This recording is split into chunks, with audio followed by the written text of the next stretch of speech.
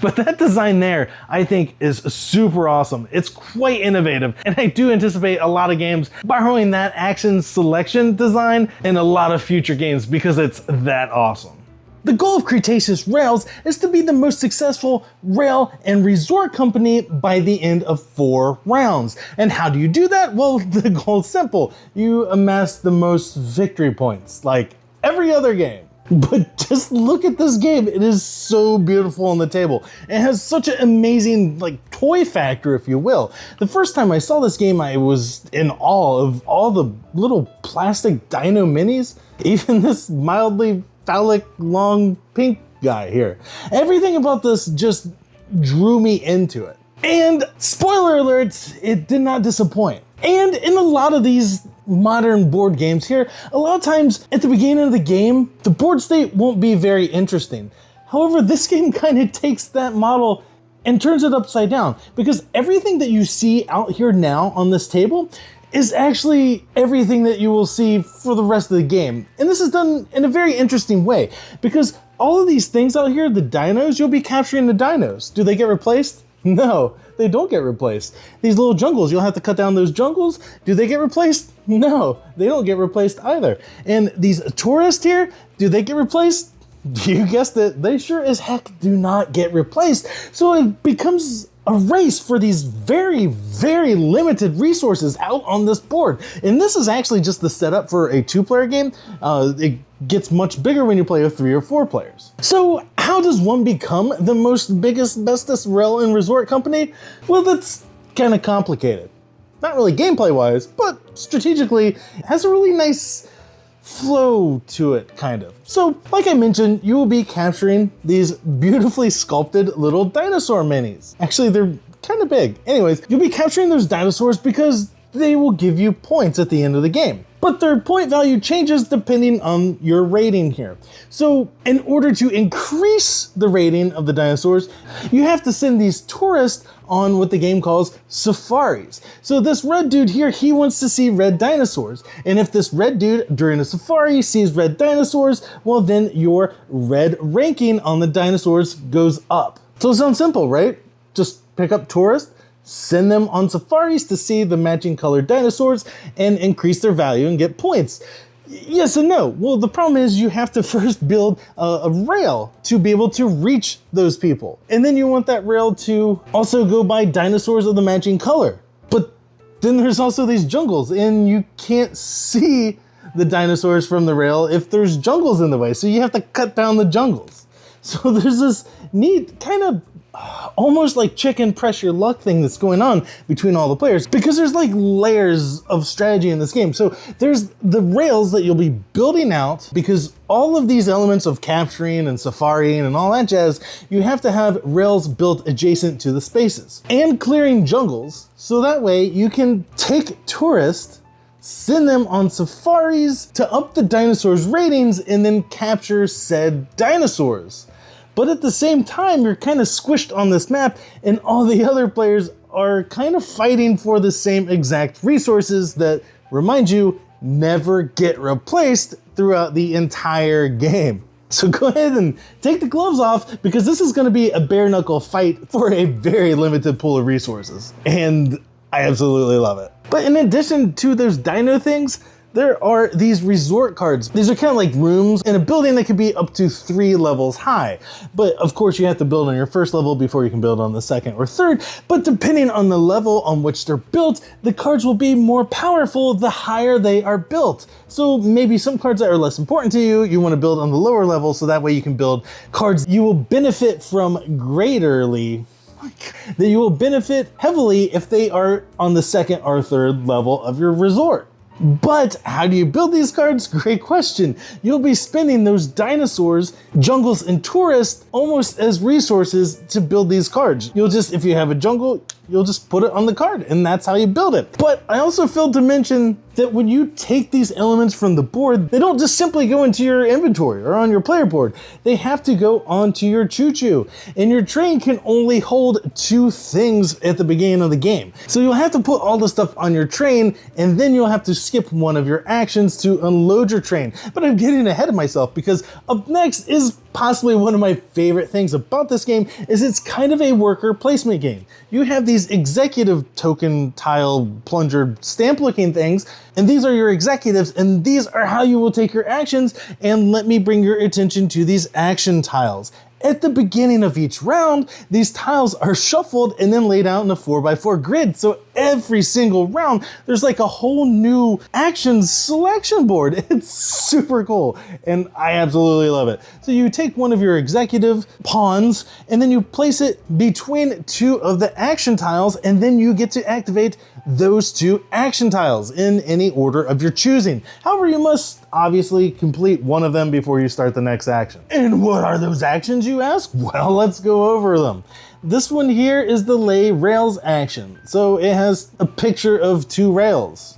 You get to lay 2 of your rails out on the board. You can only do most of the actions when you have rails adjacent to the spaces you want to interact with. Another action is the clear jungles, represented here by a chainsaw.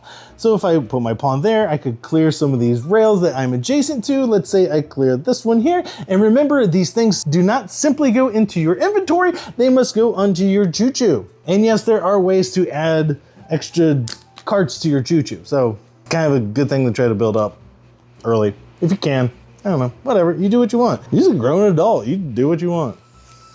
Another action is the safari action. So that's these little binoculars here. So I am adjacent to these people right here at this hut. So I could take one of these pink tourists, and that pink tourist, they would actually see 1 pink dinosaur, thus increasing my pink dinosaur rating by 1. And remember, they don't go to your inventory, they go to your choo-choo. And another action is capturing a dinosaur. So you would take a dinosaur adjacent to your train, and I don't have a space on my choo-choo for that, so I couldn't actually take that dinosaur. However, what you can do is empty your train by skipping one of your actions. So if I place my executive pawn here, and I have the build a building action or the capture a dinosaur action, I could negate or skip the build a building action and take everything out of my trains and put it on my player board.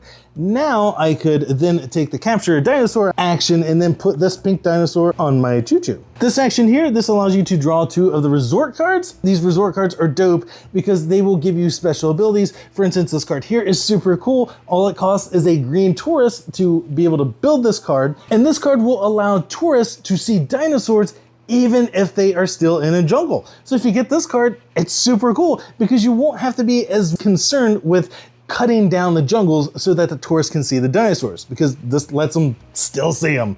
Freaking sweet card. Or this card here, this one allows you to build extra rails when you take the build rail action. Depending on what level of your resort you build it on, you'll be able to build 1, 2, or 3 extra rails. So if you build this thing on the 3rd floor of your resort, that will allow you to build 5 rails with 1 rail action. And if the action tiles happens to look like this and you put your executive in the middle, that's 10 rails that you're laying in 1 turn. 10 rails, that's insane. And then the other action space here with the crane and the card on it, you guessed it, that's the action space that you have to take to be able to actually build those cards. And in addition to giving you power-ups for these cards also will help you with in-game scoring. Speaking of in-game scoring, let's take a look at what you actually score at the end of the game. So the game does come with a quite nice score pad. Scoring does take a little bit of effort and a little bit of time at the end of the game, but whatever. First, you'll score your points for your pink dinosaurs, and when you score these dinosaurs, their value is dependent on their rating. Let's say my pink rating was at 18. You only score the full value of your dinosaurs if you had used that dinosaur to pay for a resort card. So that is another extremely important reason to build resort cards, because that will make your dinosaurs worth their full value. However, dinosaurs that are just simply in your reserve, you will get half the amount of points. So this little dinosaur here is worth 18. This little dinosaur here is only worth 9. And he went to the market. I don't know why I was like, in this little piggy one. So you just tally up the points for the 4 different dinosaurs, and then you will tally up the extra points that you may have gotten for the resort cards down here. Because the resort cards will have little icons on the bottom, giving you extra points for having collected jungles, tourists, or even just being adjacent to volcanoes and huts on the map. They may give you points for how many rails you've laid out, and they may give you points for having extra train cars. And you just tally those up, and the player with the most points wins. And that is a Cretaceous Rails in a nutshell. But I know you may have also tuned in here to see a little something about the expansion. Kind of been slightly deceptive this whole time. These volcanoes here are actually part... What do I do with that box? Oh my god. Oh, these little volcanoes are actually part of the Cretaceous Skies expansion. And they just look so cool. I just wanted to put them on there. It's gonna look totally dope on the video. So what does Cretaceous Skies comes with? Comes with some big eggs. It comes with 5 in-game scoring eggs, and you shuffle these and you will use 2 of them, and they will give you extra points at the end of the game for meeting certain criteria, such as branching intersections on your rails, or simply just having the longest road, or having complete sets of all different tourist colors and or dinosaur colors. It just gives the players something else to strive for in-game points. And it also comes with these variable setup cards, which these are totally cool because instead of just starting the game with 1 resort card and 2 rails, you actually shuffle these cards up and you lay them out in pairs, and then you will choose one of those pairs, and that will be your starting resources. So it gives everyone kind of like a staggered start. I think these are really super cool. And since we cracked open the expansion, every game we've played, we've used these. Just because I think they're cool. Oh, I do want to pause for just a moment and mention that these were review copies provided by the publisher. However, all the thoughts and opinions on this are my own. And the expansion comes with some of these additional resort cards. And these resort cards actually won't get mixed in with the others. They just go to the side of the display of resort cards. And what you can do is if you complete one of those cards, you actually get a 5th executive. Yes, that's right, 25% more turn. You definitely want to get this if you can. Oh, I failed to mention this little claw thing. That is the starting player token. So if you go adjacent to that action tile, you get that, and you get to go first. And as you probably noticed, that expansion is called Cretaceous Skies, so obviously it's gonna have something flying in there. The expansion comes with a bunch of these minis, the flying pterodons, and these actually go on each of the spaces that has a little flower. When you are adjacent to one of those spaces, you can actually skip one of your actions to collect one of those, and they don't go in your train, or they don't even go onto your supply. You actually get a bunch of these aviary tiles. Actually, you shuffle them at the beginning of the game, and then you lay them out in a 4x4 pattern. Now, when you take one of those pterodons, you place it on one of the aviary tiles, and those tiles will give you extra powers, or maybe even just 20 in-game points, or maybe let you score double on some of your resort cards at the end. And after you place your first one, which has to be one of the 4 center aviary tiles, then you have to build adjacent off of that one. So that is Cretaceous Rails in a nutshell. And overall, this has been one of my favorite games that I've played recently. But before we get to the great stuff, let's talk about the things that aren't as great. The scoring at the end of the game takes a little while, and there's quite a bit of math involved, which is kind of cool that while you're playing the game, you really have no idea who's winning and by how much. However, the in-game scoring does take a few minutes. I wish it was a little more streamlined, but I don't really see how they could have done that with all the different scoring opportunities in the game. And while I do love the table presence of this game, all those little pieces and stuff,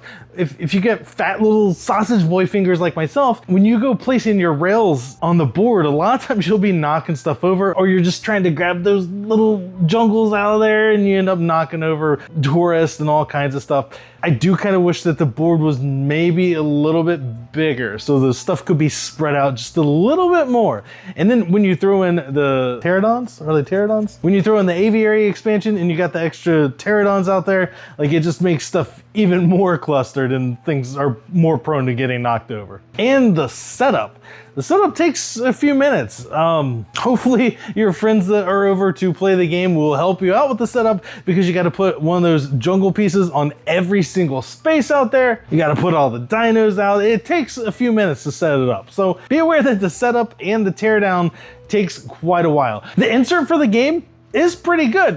There are no instructions for it, so you just gotta kind of figure out how you can finagle all the stuff in there, but you can get everything, including this particular expansion, into the base game box, which is awesome because, well, the box is quite huge and it takes up a lot of space, and I'm really thankful that you can fit all of that into the base game box. And let's talk player count.